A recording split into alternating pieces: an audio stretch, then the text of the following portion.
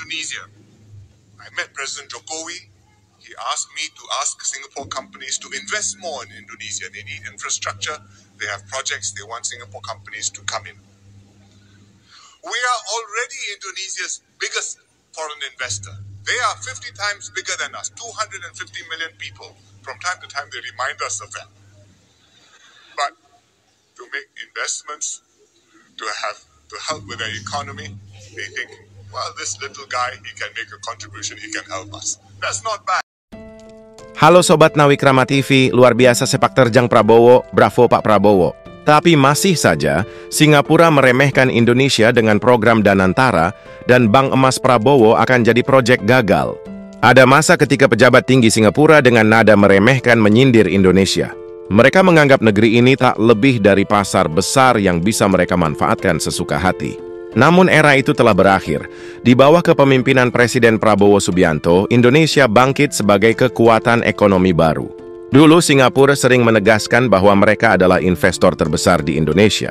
Mereka kerap mengingatkan bahwa ekonomi kita masih bergantung pada modal asing, padahal Singapura hanyalah negara kecil yang luasnya 50 kali lebih kecil dibandingkan Indonesia. Meski begitu, mereka berhasil membuat Indonesia tampak tak berdaya dalam urusan ekonomi. Saat itu, kita masih harus mengemis investasi. Kini kondisinya berubah, Indonesia yang menentukan siapa yang boleh masuk dan berinvestasi. Dengan terbentuknya Danantara, Prabowo membuktikan bahwa Indonesia tidak lagi hanya sekadar objek investasi, melainkan telah menjadi pemain utama dalam percaturan ekonomi global. Bukan sekedar janji kosong.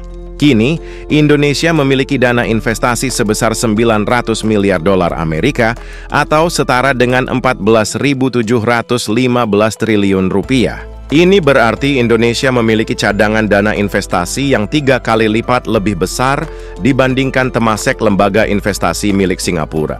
Negara yang dulu mencibir kini harus berpikir ulang. Indonesia tidak akan lagi mengemis investasi. Iya Madinah, jika ada pihak asing yang ingin berinvestasi di Indonesia, mereka harus tunduk pada aturan yang telah ditetapkan. Tidak boleh ada jebakan utang, tidak boleh ada monopoli. Tak hanya itu, Indonesia kini mampu membangun mega proyek tanpa bergantung pada modal asing. Bukan 1 atau 2 proyek, melainkan 15 proyek raksasa bernilai miliaran dolar yang mencakup sektor infrastruktur, energi, manufaktur, hingga teknologi. Indonesia kini benar-benar mandiri dalam pengelolaan sumber dayanya. Selama bertahun-tahun, Indonesia hanya dianggap sebagai pekerja di negeri sendiri, pusat perbelanjaan, perusahaan, teknologi, dan industri strategis dikuasai oleh pihak asing. Keuntungan dari sumber daya alam kita justru mengalir ke luar negeri. Namun kini saatnya berubah. Prabowo Subianto tidak hanya berbicara, tetapi mengambil langkah nyata dengan kebijakan konkret untuk membangun kemandirian ekonomi. Dana Nusantara akan memastikan bahwa uang Indonesia tetap berada di Indonesia, tidak lagi mengalir keluar demi memperkaya segelintir elit asing. Setiap perubahan besar tentu menghadapi tantangan. Ada pihak yang takut kehilangan keistimewaan, ada yang tidak senang melihat Indonesia mandiri. Ketika pemerintah melakukan efisiensi, mereka menyebarkan isu pemotongan gaji. Ketika Indonesia mulai membangun kekuatan ekonomi sendiri, mereka menuding kita terlalu nasionalis. Ironisnya, mereka yang dulu berteriak agar Indonesia tak dikuasai asing, kini justru panik ketika Indonesia benar-benar mengambil kendali, namun kita tahu permainan mereka. Dedemati yang sudah terlalu nyaman dengan sistem lama, tentu tak ingin melihat perubahannya, tapi Indonesia tidak akan mundur. Kini kita bukan hanya pasar, melainkan pemain utama dalam ekonomi dunia. Dana Nusantara akan dikelola dengan transparansi, efisiensi, dan profesionalisme. Kekayaan Indonesia harus kembali ke rakyat Indonesia, bukan hanya dinikmati oleh segelintir elit. Tidak boleh ada aset nasional yang jatuh ke tangan asing. Dengan modal 900 miliar dolar, Indonesia siap membangun negeri ini tanpa harus tunduk kepada siapapun. Indonesia yang dulu dicemooh kini menjadi pemimpin. Ingat baik-baik, Indonesia tidak akan mengemis, tetapi akan berdiri di atas kaki sendiri. Selama puluhan tahun, Indonesia hanya dipandang sebagai objek ekonomi pasar besar dengan tenaga kerja murah. Negara-negara kecil di sekitar kita tumbuh pesat karena mereka mampu memanfaatkan kelemahan kita. Mereka menguasai perdagangan, mendikte harga ekspor-impor, dan menikmati keuntungan dari komoditas strategis kita. Dan mereka ingin Indonesia tetap lemah, tetap bergantung, tetap tunduk. Namun hari ini peta ekonomi telah berubah. Prabowo tidak hanya membalik keadaan, tetapi mengubah seluruh permainan. Dana Nusantara bukan sekedar lembaga pengelola dana, melainkan simbol perlawanan terhadap mentalitas bangsa kuli. Indonesia tidak akan lagi mengemis investasi dengan syarat yang merugikan. Kini kita yang menentukan aturan main. Mau berinvestasi di Indonesia, ikuti aturan kita. Mau berdagang di sini, hormati regulasi. Kita mau mencari keuntungan di Indonesia, pastikan rakyat juga sejahtera. Indonesia bukan anak bawang, kita bukan negeri yang bisa ditekan-tekan lagi. Negara-negara besar seperti Singapura, China, Eropa, dan Amerika kini harus berpikir 2 kali sebelum berhadapan dengan Indonesia. Banyak yang meragukan apakah Indonesia mampu mengelola dana sebesar ini. Mereka yang pesimis mengatakan dana ini akan bocor, dikorupsi, atau salah urus. Namun kita paham bahwa ada pihak-pihak yang memang ingin melihat Indonesia gagal. Mereka ingin kita tetap bergantung pada modal asing. Namun Prabowo sudah menyiapkan skenario besar. Dana Nusantara akan lebih transparan dibandingkan Temasek dan lebih profesional dibandingkan Soprin, Wealth Fund lainnya. Bahkan seluruh mantan presiden Indonesia akan diminta menjadi pengawas. Ini bukan dana yang bisa dimainkan oleh segelintir elit. Danantara adalah aset nasional yang akan dikelola dengan ketat demi kepentingan rakyat. Ini bukan dana untuk konglomerat asing. Ini bukan dana untuk memperkaya kelompok tertentu. Ini adalah dana rakyat untuk rakyat. Indonesia harus berani mengatakan, cukup sudah, kami akan berdiri sendiri. Dengan modal 900 miliar dolar, Indonesia kini adalah raksasa ekonomi baru. 15 proyek raksasa sudah dimulai, menciptakan jutaan lapangan kerja, dan mengembangkan sektor energi, teknologi, manufaktur, serta infrastruktur. Kini kita bukan hanya memutus ketergantungan pada asing, tetapi juga membentuk masa depan ekonomi global. Dulu mereka bilang kita tidak bisa. Sekarang mereka yang ketakutan melihat Indonesia bangkit. Era baru telah tiba. Ini bukan lagi Indonesia yang dulu. Ini adalah Indonesia yang siap menantang dunia.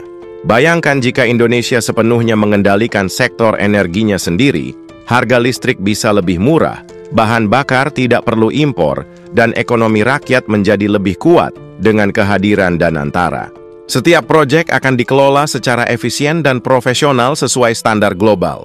Selama ini perusahaan asing datang ke Indonesia untuk meraup keuntungan besar, sementara rakyat hanya mendapat sisa. Namun dengan Danantara, kita bukan hanya membangun ekonomi, tetapi juga mengubah pola pikir bangsa. Tenaga kerja lokal harus menjadi prioritas. Perusahaan dalam negeri harus berkembang. Dan generasi muda harus menjadi inovator, bukan sekadar pekerja. Negara-negara kecil di sekitar kita sering menganggap Indonesia lemah, merasa lebih maju hanya karena mereka mampu mengelola dana besar. Mereka menertawakan kita yang terus mencari investor asing. Namun kini keadaan berubah. Danantara lebih besar dari Temasek Singapura dan lebih kuat dari Sovereign Wealth Fund di berbagai negara maju. Dengan modal raksasa, Danantara siap mendanai proyek strategis tanpa tunduk pada kepentingan asing. Sekarang merekalah yang harus berpikir 2 kali sebelum meremehkan Indonesia.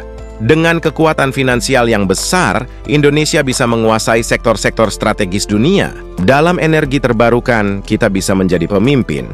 Dalam teknologi canggih, kita bisa melakukan investasi besar-besaran dalam industri pertahanan. Kita tidak lagi bergantung pada senjata impor, tetapi mampu memproduksinya sendiri. Negara-negara lain tak lagi bisa mempermainkan kita karena kini kita memiliki daya tawar yang jauh lebih tinggi. Dulu, Singapura dengan angkuh mengejek Indonesia sebagai negara yang selalu mencari investasi. Kini Indonesia memiliki modal lebih besar dari mereka. Kita bisa membiayai proyek strategis sendiri dan menjadi investor, bukan hanya pencari investasi.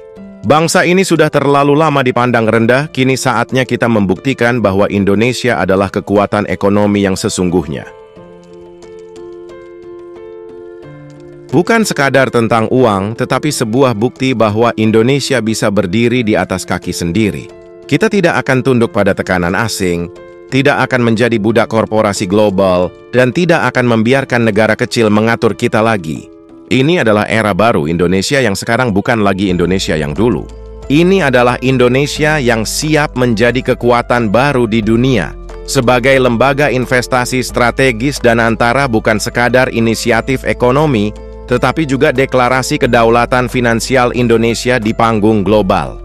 Keberadaannya akan membawa dampak jangka panjang, tidak hanya mengubah arsitektur ekonomi domestik, tetapi juga memposisikan Indonesia secara berbeda dalam dinamika geopolitik dan ekonomi internasional. Selama beberapa dekade, Indonesia mengandalkan modal eksternal melalui Foreign Direct Investment (FDI) dan pinjaman multilateral yang sering disertai persyaratan politik dan ekonomi yang merugikan. Dengan kapitalisasi awal sebesar 900 miliar dolar atau sekitar 14.715 triliun rupiah, Danantara memungkinkan Indonesia untuk membiayai proyek-proyek strategis tanpa bergantung pada pinjaman luar negeri. Keuntungan ekonomi dari proyek-proyek ini akan tetap berada dalam negeri, meminimalkan risiko geopolitik akibat ketergantungan pada modal asing, serta memberikan alternatif pembiayaan yang lebih mandiri dan transparan.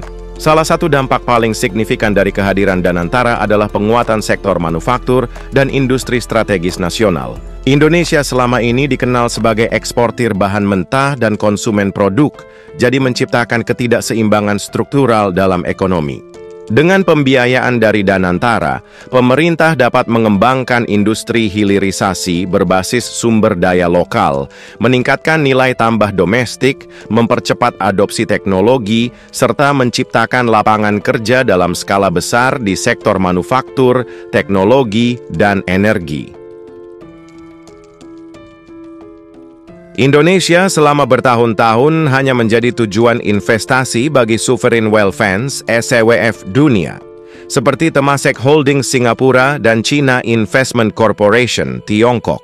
Namun dengan terbentuknya Danantara, Indonesia tidak lagi menjadi objek investasi tetapi pemain aktif dalam ekosistem investasi global. Dampaknya adalah peningkatan posisi tawar Indonesia dalam negosiasi perdagangan internasional, pendanaan proyek regional dan global, serta berkurangnya pengaruh asing dalam sektor-sektor strategis nasional. Keberadaan Danantara mengubah posisi Indonesia di ASEAN. Selama ini, Singapura mendominasi dengan kapasitas finansialnya. Tetapi kini Indonesia memiliki modal 3 kali lebih besar dari Temasek Holdings. Ini berarti Indonesia tidak lagi bergantung pada modal Singapura untuk proyek domestik. Dalam perundingan ekonomi regional, Indonesia kini lebih dominan, dan investor asing lebih mempertimbangkan Indonesia sebagai mitra utama dibandingkan hanya sebagai bagian dari ekonomi ASEAN. Danantara bukan sekadar terobosan finansial, tetapi juga pernyataan geopolitik bahwa Indonesia kini siap menentukan arah ekonominya sendiri. Beberapa poin kunci yang dapat disimpulkan adalah, Indonesia kini memiliki mekanisme pembiayaan sendiri untuk proyek strategis tanpa tunduk pada kepentingan asing. Keberadaan Danantara akan mempercepat industrialisasi nasional, menciptakan jutaan lapangan kerja, dan mengurangi ketergantungan pada modal asing. Posisi Indonesia dalam peta ekonomi global berubah dari target investasi menjadi investor aktif dengan daya tawar yang lebih besar.